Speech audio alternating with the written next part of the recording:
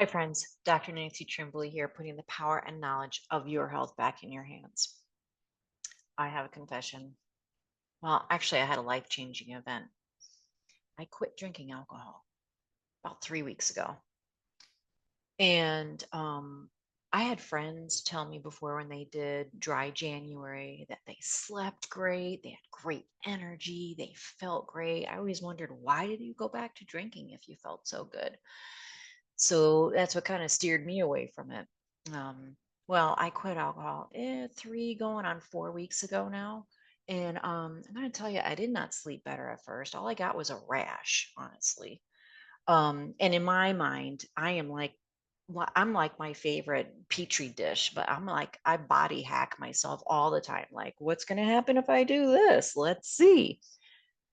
And so I believe that the rash was my liver getting rid of some toxins it hadn't been able to get rid of. I did a lot of research, watched a lot of YouTubers. There's a lot of information out there about alcohol withdrawal, which I didn't really feel anything related to that. I didn't drink a lot, but I drank often. Get home from work, have a glass of wine, sit on the deck, that kind of thing. Um, and so there was habits of mine, like things like events triggered things, getting home from work, going on a business trip and staying in the hotel and like, oh, let me just let this, and then this stress would show up and that stress would show up. And so there was a lot, or meeting with friends. I mean, just a lot of triggers that I had to mentally almost fight with myself about, and fight with that slippery slope of some part of me saying, oh, come on, just one glass, no big deal. Fighting with myself. So I feel like that's beyond me. I don't really I'm going to say I don't get triggered anymore, but tomorrow's another day. um, but I will tell you the things that I have noticed in retrospect. And I did not really put two and two together until I listened to a specific podcast. I'm going to show you, I'm going to screen share and show you this. This is this is Huberman Lab. What's his first name? I'm not sure, but Huberman Lab. He's a ophthalmology instructor and I'm probably saying this wrong. He's probably a neurobiologist or something like that. He's got a lot of education, and he hit this specific episode, the specific podcast, what alcohol does to your body, brain, and health, was the most illuminating to me. And I'm going to outline that for you. Um, some of the other podcasts that I looked at talked about, okay, what's a safe level, what's an innocuous level.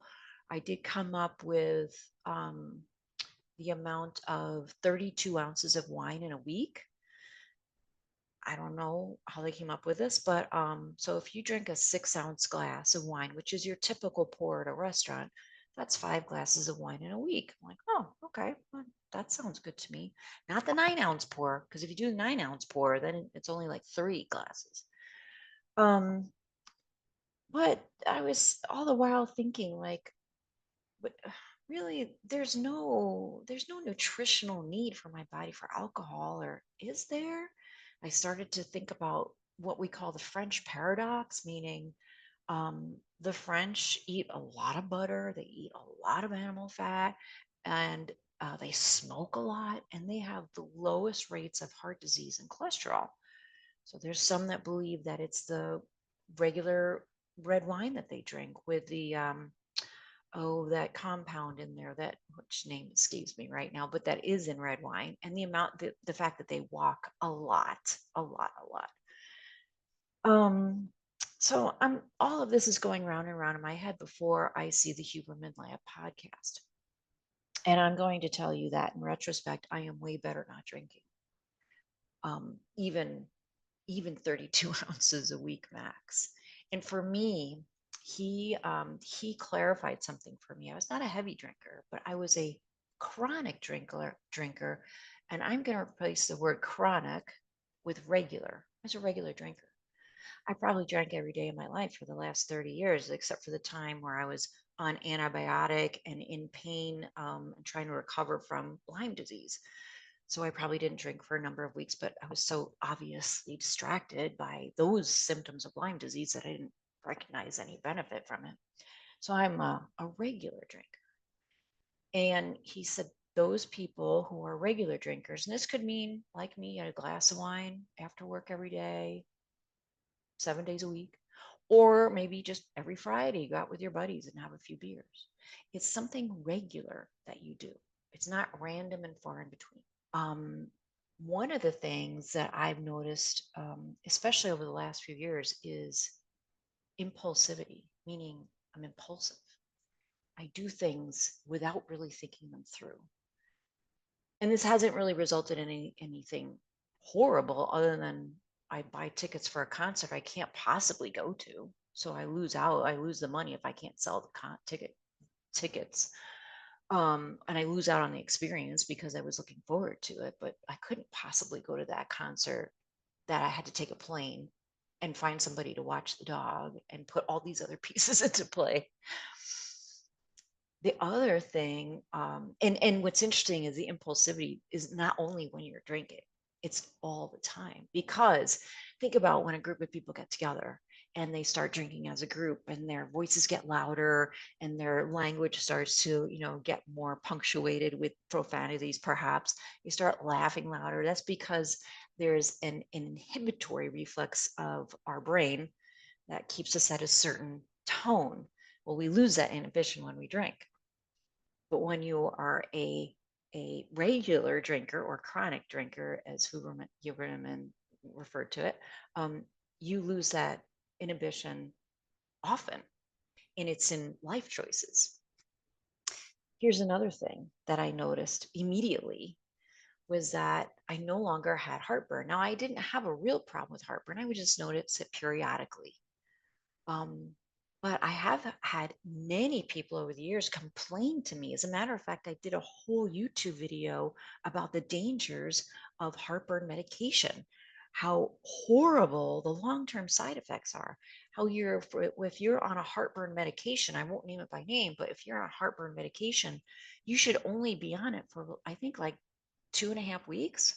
And then you need to come off of it for at least 4 months. It says it right on the packaging. But people are on it for years at a time. And just from my recollection, the side effects are dementia and bone loss, brittle bones, cancers, and I think it's heart disease, cardiac events. We'll try to link that video to this one so you can watch that. What happens, alcohol in reality relaxes this closure of the top portion of your stomach. It makes it open. Then, therefore, the contents of your stomach, including the acid, spill into your esophagus. Heartburn, also known as heartburn. You stop alcohol, that stops immediately. Every person that goes to a medical doctor with heartburn should be told, do this first. Quit drinking for 3 weeks. See what happens. Mind blowing. Truly mind blowing. Other thing that I noticed now, when you are a regular alcohol drinker, it messes with your hypothalamus pituitary adrenal axis, also called HPA axis, which those of you that are into metabolism and stress hormones know that we sometimes work on bringing our cortisol down, our stress hormone down, by taking ashwagandha mushrooms, perhaps. We need to control the HPA axis so it's not in flight or fight all the time, that we are in the parasympathetic mode, which is our wise and relaxed mode. When you are a regular drinker, the HPA axis becomes disturbed and your cortisol, your stress hormone, is elevated consistently and chronically, which means that For me, what happened was now I would notice myself when I was a regular drinker feeling like, oh man, I really need that glass of wine. I'm really feeling stressed. I have like so much to do. I'm like overwhelmed. I use that word a lot. I feel overwhelmed. There's just so much to do. Or sometimes I would feel overwhelmed and be like, I don't even know why I'm overwhelmed. So the regular alcohol use causes your cortisol to be raised all the time. So it creates another trigger to reach for a drink. When I got to probably the 2 week mark of no alcohol, I thought to myself, I just feel really good. I feel really relaxed. I've lost that to do list in my head that was always making me feel overwhelmed. Who would have thought? That alone is worth the whole process. The last thing I noticed, and those of you that have read my book, grab it here, Stealth Health, you know that my digestive system is my challenge in life. And my tackling that led me to the concepts in Stealth Health to teach you how to unravel your mystery, your health mystery. Guess what happens? All right. Um, Alcohol kills the good bacteria in our gut. Alcohol kills the good bacteria in our gut. Supposedly, there are more good bacteria in our gut than that the numbers of those good bacteria cells outnumbers the number of cells in our whole body. There's a lot of good bacteria there. You remember the old cowboy movies where somebody gets hurt out on the plains and they what do? They pour moonshine or something on the wound because it kills bacteria. When you drink alcohol, it's killing bacteria. Now, it might kill bad bacteria, but it's also killing the good bacteria. I noticed nearly immediately or within days that my digestion elimination was the best it's probably ever been. Who knew? I didn't know. So, with all of those things combined, I am now a non drinker.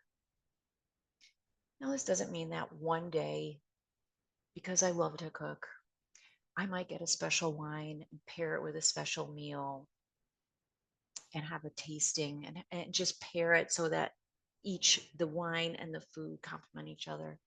I might do that.